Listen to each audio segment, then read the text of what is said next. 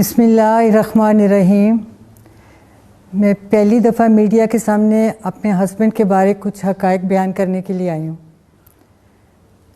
آج سے چند روز پیشتر مجھے PIC ہاسپٹل سے فون آیا، رات کے تقریباً 1:30 بجے میں سوئی ہوئی تھی اس وقت۔ اس فون کال پہ میں اٹھی، گھبرا کے میں نے پوچھا، پتہ چلا کہ جی ڈاکٹر صاحب بول رہے ہیں PIC سے، تو آپ کے ہسبینڈ کے بارے میں بات کرنی ہے۔ میں بڑی پریشان ہوئی، میں نے کہا وہ تو کیمپ جیل میں ہے، تو آپ ادھر سے کیسے بول رہے ہیں؟ انہوں نے بتایا نہیں، انہیں ایمرجنسی میں ہمارے پاس لایا گیا ہے کہ ان کی اچانک طبیعت خراب ہو گئی ہے، تو آپ میڈم جتنی جلدی ہو سکے ان کی ساری میڈیکل رپورٹس لے کر ہمارے پاس پہنچ جائیں۔ میں جیسے تیسے جلدی کر کے ہاسپٹل پہنچی۔ وہاں گیٹ پہ پولیس کی بہت بڑی نفری موجود تھی۔ میں نے ان سے ریکویسٹ کی کہ مجھے 2 منٹ کے لیے اندر جانے دیں، مل لیں ان سے۔ 2 سے تیسرا منٹ میں نہیں لوں گی۔ میں نے اس پولیس والے کو کہا کہ میرے پاس گھڑی نہیں ہے، آپ کے پاس تو ہے، آپ اس پہ ٹائم نوٹ کر لیں۔ ان بیچاروں کے بھی منہ لٹکے ہوئے تھے، بڑی افسردہ حالت میں انہوں نے جواب دیا کہ میڈم ہم پرویز صاحب کی بہت عزت کرتے ہیں لیکن ہمیں اجازت نہیں ہے، ہم مجبور ہیں۔ میں نے کہا پھر بھی اندر پوچھ تو آئیں ایک دفعہ جا کے۔ ان میں سے 1-2 لوگ گئے، وہ پھر واپس آ کے کہتے ہیں نہیں میڈم اجازت نہیں ملے۔ بہرحال میں وہاں کوئی تقریباً 2-3-4 گھنٹے، مجھے ٹائم نہیں یاد کتنا ٹائم میں وہاں کھڑی رہی ہوں۔ تو اس کے بعد کوئی تقریباً 4:30-5 بجے یہ پرویز کو واپس لے گئے ادھر کیمپ جیل، ان کے انکمپلیٹ ٹیسٹوں کے ساتھ۔ اس چیز کی گواہی آپ کو PIC کے ڈاکٹر بھی دیں گے کہ ان کے ٹیسٹ کمپلیٹ نہیں ہونے دیے گئے۔ ڈاکٹرز نے روکنے کی کوشش کی لیکن وہ نہیں روکے گئے۔ اس کے بعد پھر دوسرے دن میں نے ملاقات کے لیے ٹرائی کیا، کافی ریکویسٹ روز کی جاتی تھی لیکن وہاں سے کوئی جواب نہیں ملتا تھا۔ پھر ایک دن یہ کہا گیا کہ ٹھیک ہے میڈم آپ کل آ جائیے گا اتنے بجے، ہم آپ کو ملوا دیں گے۔ جب میں وہاں گئی تو گاڑی میں یقین کریں کوئی 3 سے 4 گھنٹے تک مجھے بٹھایا گیا۔ کبھی ایک آتا تھا باہر کہ جی ابھی اوپر سے سر سے بات کر رہے ہیں، ابھی آپ کو ملا دیتے ہیں۔ پھر آتے تھے جی آدھے گھنٹے بعد ملائیں گے۔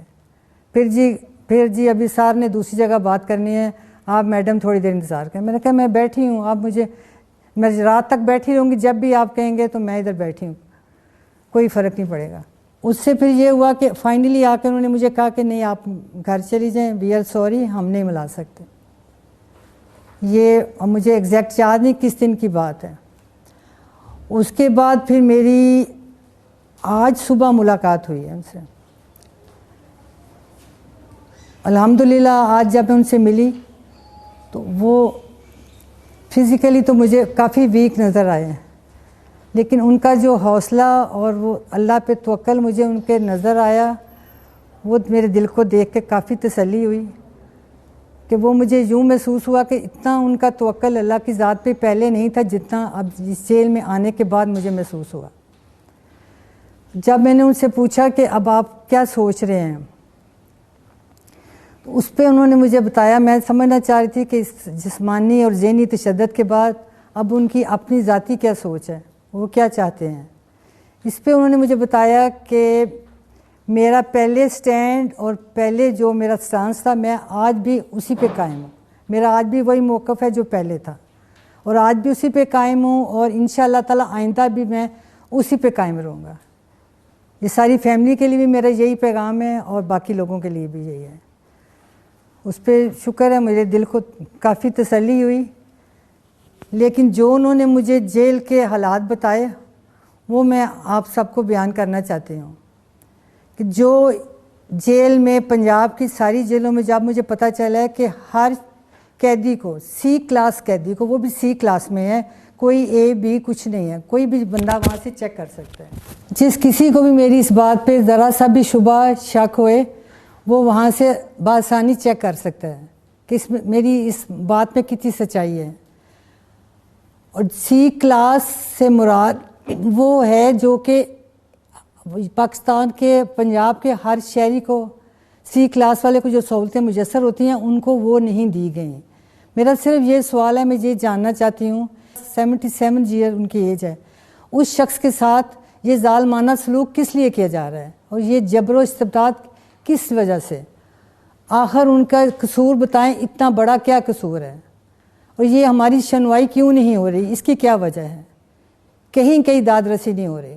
میں صرف اس وجہ سے سامنے آئی ہوں کہ اس چیز کا مجھے کہیں سے کوئی جواب تو دے کہ کیا وجہ ہے یہ سب چیز کے، کہ جو بنیادی حقوق ہیں عام شہری کے، ان کو عام شہری سمجھیں، عام قیدی سمجھیں، عام قیدی کے طور پہ تو ان کو سہولتیں ملنی چاہیے یا نہیں چاہیے؟ مجھے صرف اس چیز کا جواب چاہیے کہ یہ سب کس لیے ہے۔